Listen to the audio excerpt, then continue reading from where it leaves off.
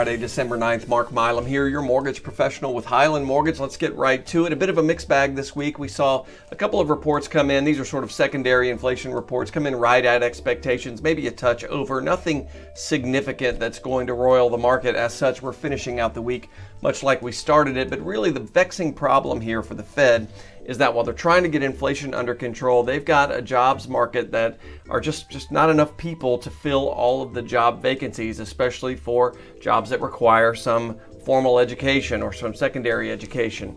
And so we're seeing a lot more vacant jobs than we have people to fill those. A lot of reasons behind this. One is the pandemic forced a lot of early retirements.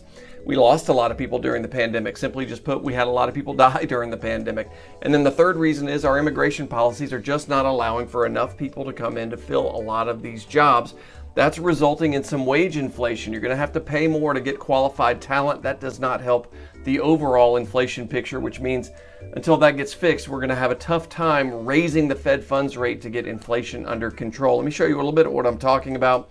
Bit of a mixed bag this week. We saw a little up, a little down in terms of mortgage-backed securities. Nothing significant, however. But if you scroll down the page, you can see the PPI coming in just slightly over expectations. There's your jobless claims coming in right at expectations, really not shedding jobs like the Fed would prefer us to do.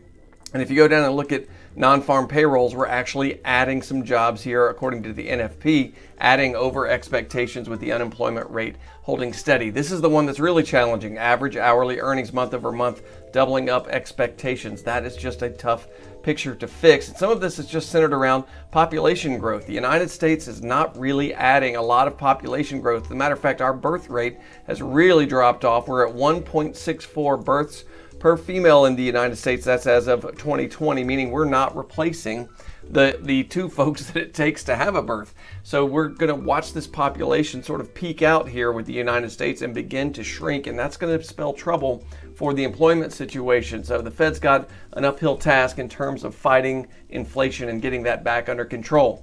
We look to the immediate future, and we can point right to next week for December the 13th and the 14th, two impactful days. On the 13th, we're going to get the Consumer Price Index. That's the most widely followed measure of inflation, and so goes that number, the CPI number, so go interest rates. So we'll certainly keep an eye on that.